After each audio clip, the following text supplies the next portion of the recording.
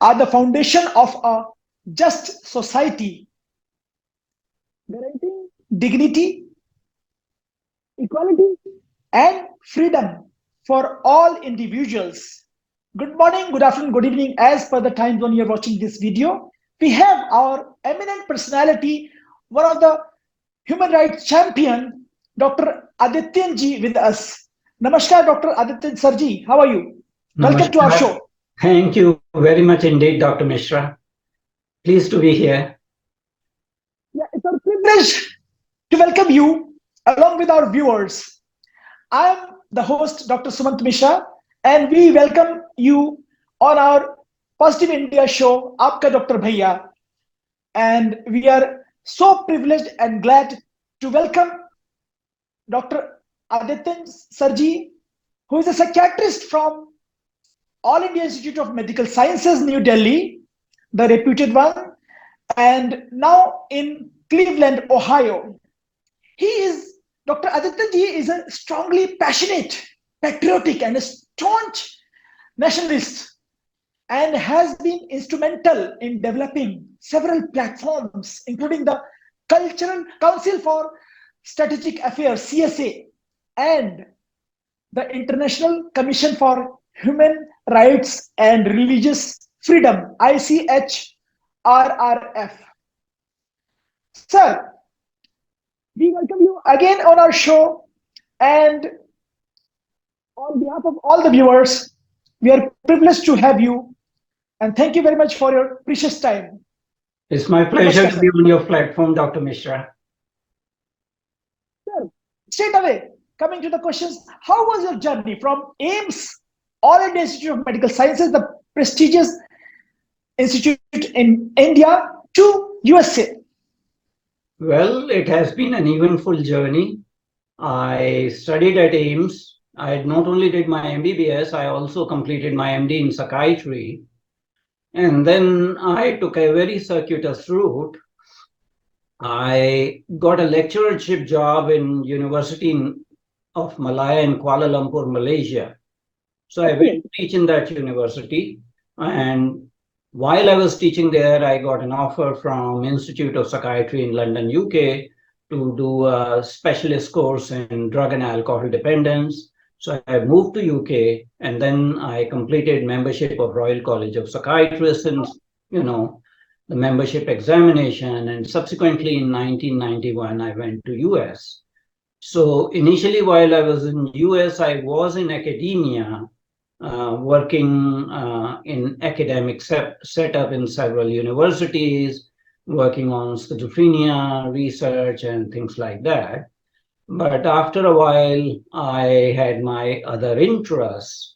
Actually, as a medical student, I was involved with Amnesty International. So we had established at that time a small cell of Amnesty International, and we used to write letters on prisoners of conscience. But as the time passed by, I lost interest in Amnesty International because I saw their functioning, which was very selective and biased.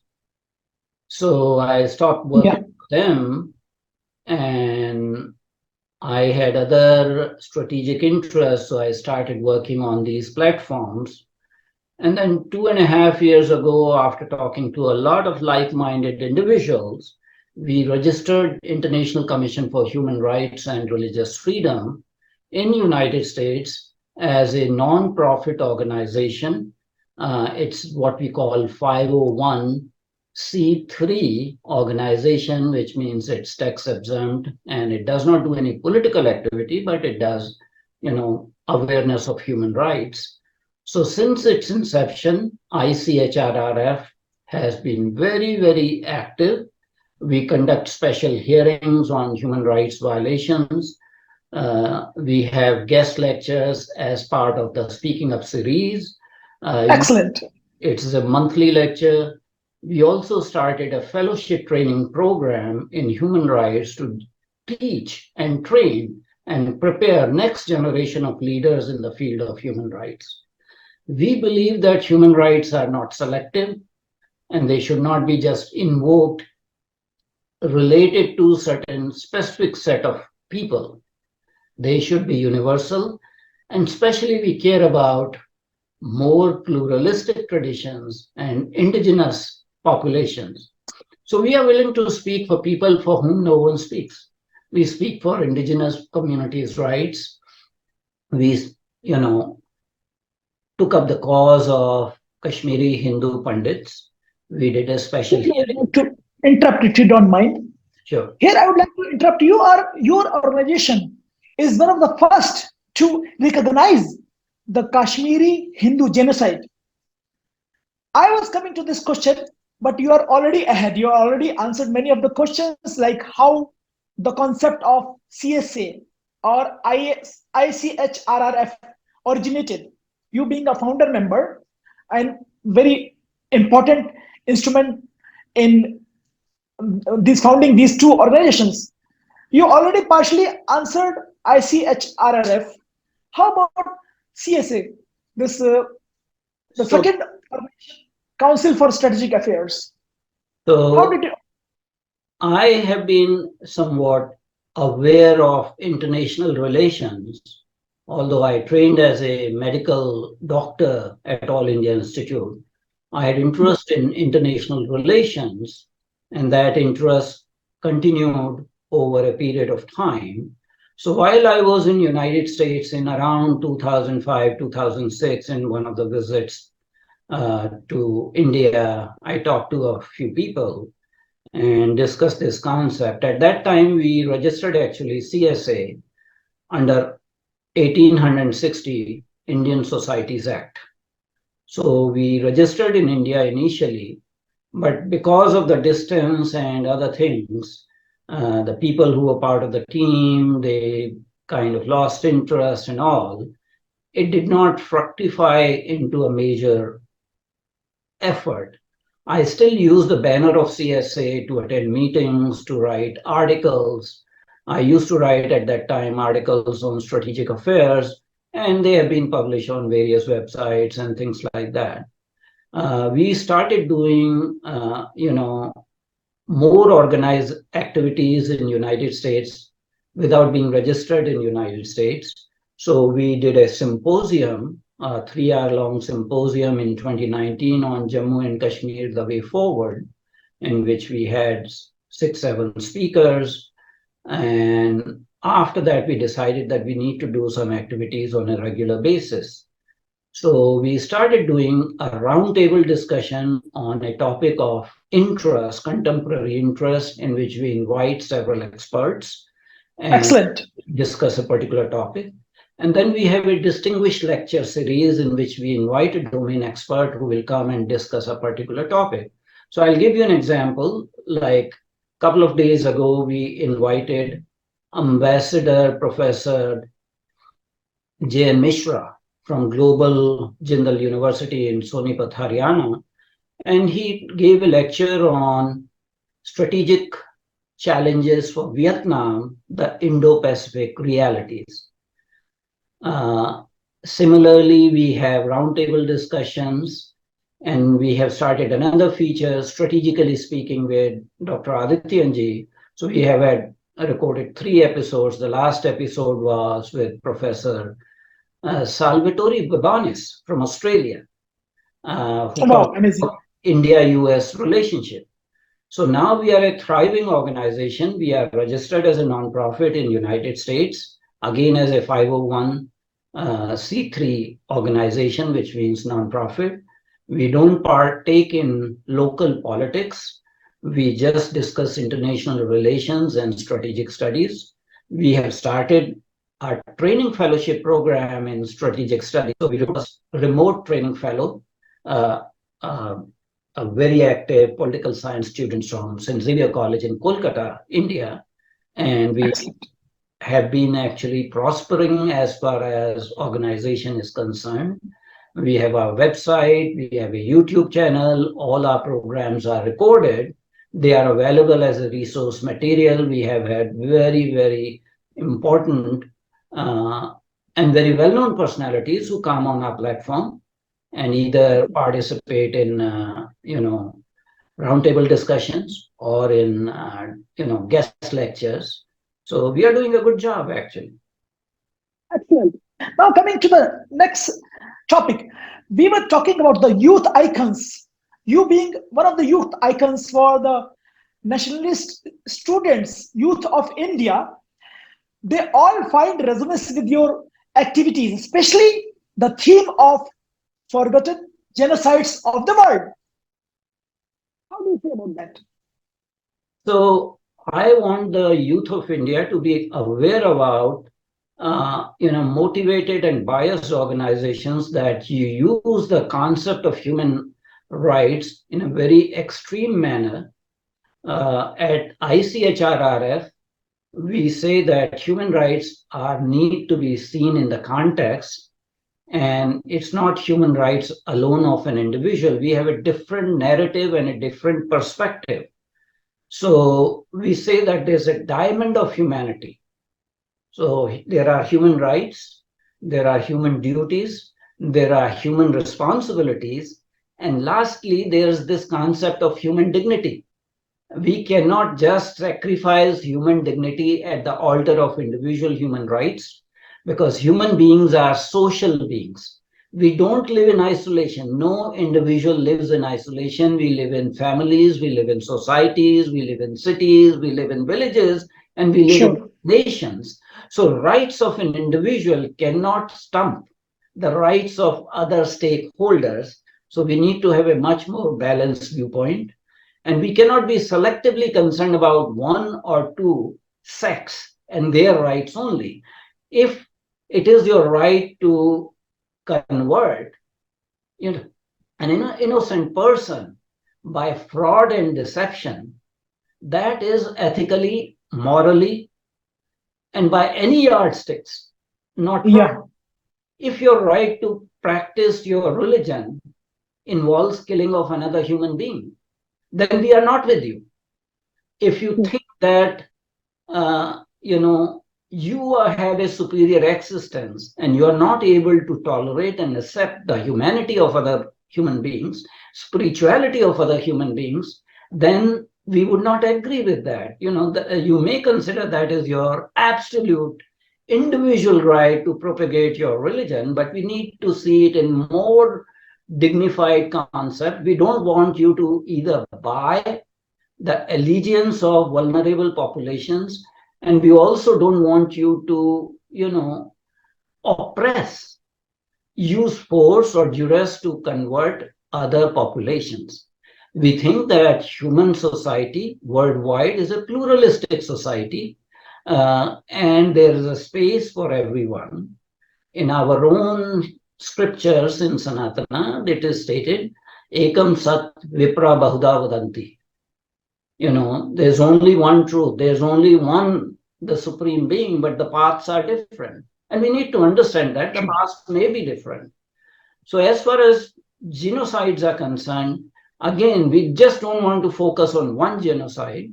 In fact, last week on Tuesday, ICHRRF had a panel discussion and seminar on the genocide of Yazidi minority in Iraq. And it was very well received. We had a Yazidi survivor of genocide who came and gave his lived experience and story. So it is now available on our website. Similarly, we are going to do a one-day convention of forgotten genocides in Washington, D.C. on September 23rd, Saturday, at George Washington University. So we will be discussing a number of genocides that have not been talked about. So we want to highlight the voice of the voiceless. And that is what we try to do. Excellent concept. In the theme of forgotten genocides, ICHRRF deals with Armenian genocide, Bengal famine and genocide, Cambodian genocide, Cultural Revolution genocide, genocide in Bangladesh 1971, Kashmiri Hindu genocides, Rwandan genocide, Tibetan, and as Sir already told last week, we had conference on Yazidi genocide in Iraq. So it's about worldwide. How is your take on I am Nijah Paroveti, Garna Laguchet Sam, Udar Charitaratam Nam tu Vasudhaiva Kutumkam, or philosophy, ancient philosophy of India? What do you like to say about Vasudhaiva Kutumbakam? I think that's the most advanced cognitively, most advanced humanistically philosophy, which is thousands of years old. If I say, I am nijaha paroveti, ganana laghuchetasam, this is mine, that is yours, that is the calculation of small-minded people. Udara charitanam tu vasudhaiva kutumbakam. Those who are liberal-minded, for them the entire world is family. We have propagated that from thousands of years. We are not new to this. The current Western emphasis on liberalism and all that sort of thing, I think is an attempt to weaponize the field of human rights to continue colonization by any other means. We have to see the context. The physical colonization of smaller nations, weaker nations, has been supplemented by intellectual colonization, spiritual colonization, in which people mouth big words like liberalism, but they have a stated agenda. What we are saying that there are philosophies that are already there for thousands of years in other cultures, and we need to give attention to those philosophies, and specifically speaking, the philosophy of Sanatana Dharma, which has identified for eons of years ago that entire world is our family. We have given, refuge to those who were persecuted by anyone else. Sure. I'm very happy to say that my motherland was instrumental in giving shelter and refuge to whoever came escaping persecution, whether these were Jews, whether they were Parsis, whether they were other communities. They were all accepted, tolerated, their viewpoints were accepted. So the undue bias by Western human rights agencies or organizations, which is very selective, very contrived, we are not agreeable with that. We want to take a much more balanced, much more nuanced point of view and state that, human rights have been enshrined in Indian ethos from time immemorial. And I think we need to recognize that rather than start, using political abuse of concept of human rights. No, well said. We saw the recent example of Vasudhaiva Kutumbakam, world is a family, during the most challenging COVID-19. So here we saw Bharat Mata, India, reaching out not only to their own population, but throughout the world. More than 150 countries got medicines from the pharmaceutical hub home of the world. And many countries got the indigenous India-made vaccines, COVID vaccines, apart from PPE kits. So how is your take on Vishwa leader, world leader, Vishwa Guru? So the Vaccine Maitri Adhiyan or Vaccine Maitri diplomatic initiative of Government of India was a very, very important message to the entire world that India or Bharatvarsh, cares for the entire humanity.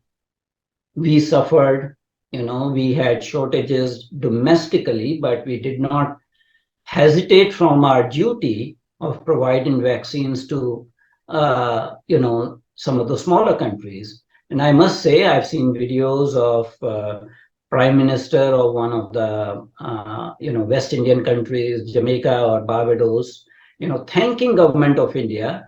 And we also saw the president of Papua New Guinea touching the feet of Prime Minister. Touching the feet.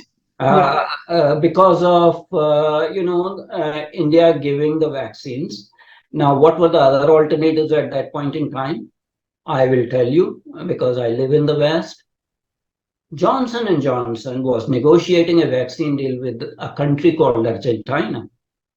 And Johnson & Johnson put a precondition that Argentina has to give military bases to Johnson & Johnson. So what I mean, this is like East India Company trying to meddle into military affairs, politics on the ground of vaccines. Again, Moderna, Johnson & Johnson, these two companies wanted to sell their vaccines in India, but as a physician, they didn't want to participate in clinical trials in India. And they wanted absolute immunity from lawsuits for any future, complications. India did not put any of those preconditions. Similarly, you had WHO playing politics. Indian domestic vaccine, which was Covaxin, was not approved by WHO despite having proper clinical trial data. They kept on, delaying the decision. Compared to that, Chinese vaccine, there were 3 Chinese vaccines that were approved immediately. So there was global geopolitics playing, but government of India held its ground. And I'm glad that they held their ground and did not allow these foreign usurpers, because all they would have done was to sell the vaccine at a very inflated price and, try to entangle India into a long-term commitment so that India's vaccine making capability ultimately gets harmed. But I'm very happy that it gave a very liberal and generous face of India as a caring nation that cares for smaller nations that cannot, deal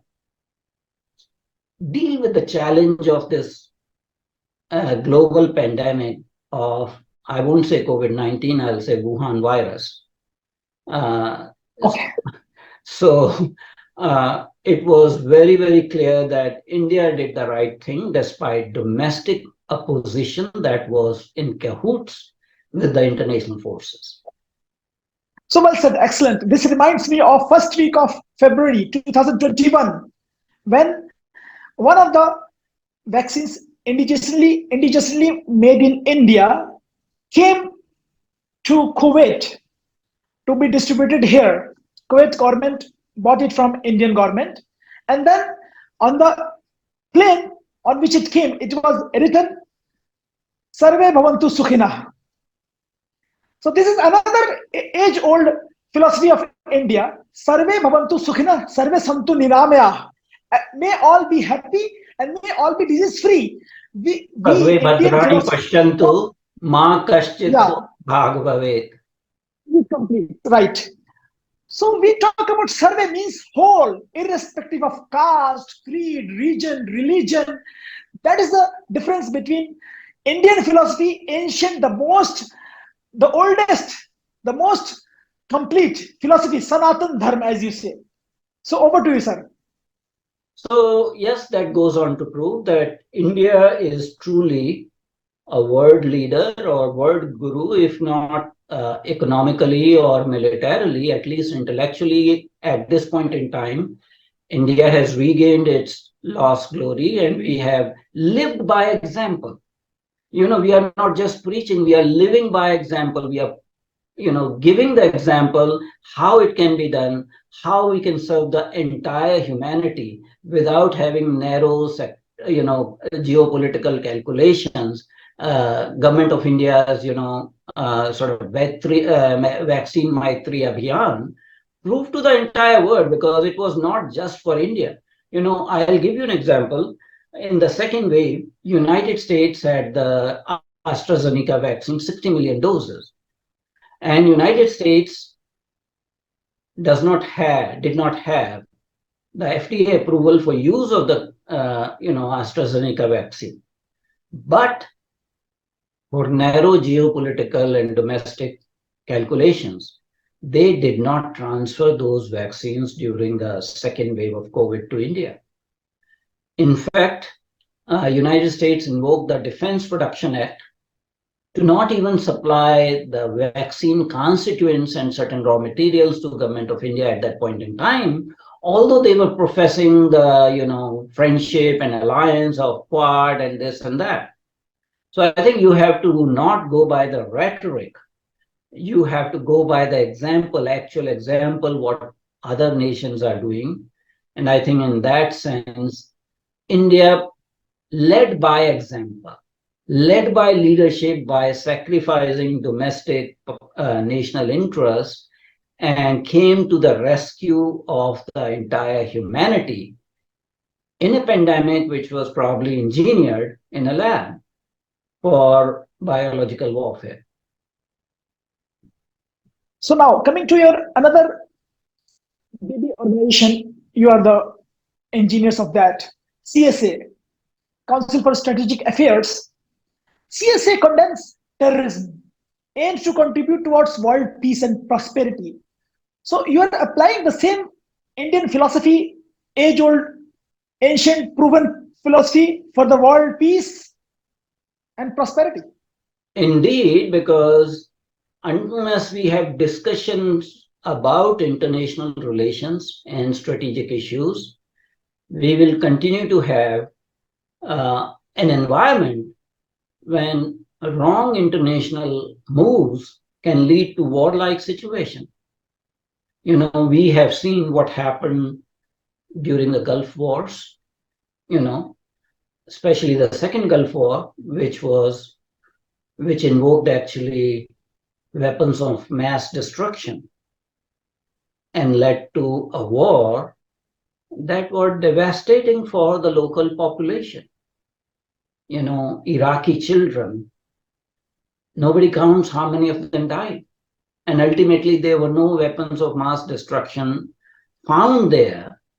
And it was a war that was not approved by United Nations Security Council. So in that sense, it was an unjust and illegal war that was inflicted on the population of Iraq by a government of United States that had its own agenda. Unless we talk about issues like this, we will not be able to prevent future wars. Now, we are talking about war situation in Ukraine. Yes, it is not in anybody's interest, but most of the people don't realize that the war situation in Ukraine started in 2014. You know, there were accords signed, but never implemented. There was persecution of people of Russian origin in the eastern part of Ukraine at that point in time. There were red lines that were crossed. Similarly, the world may be heading for a war on Taiwan. And I think if we don't talk about these issues, we will not be able to prevent unnecessary wars. We have a situation when a rising hegemon wants to claim the entire, what I call South Champa Sea, aka South China Sea, as its own, and is determined to inflict war by hook or by crook, you know, or coercion on the other nations to exploit the resources, marine resources, hydrocarbon resources in that area of the world.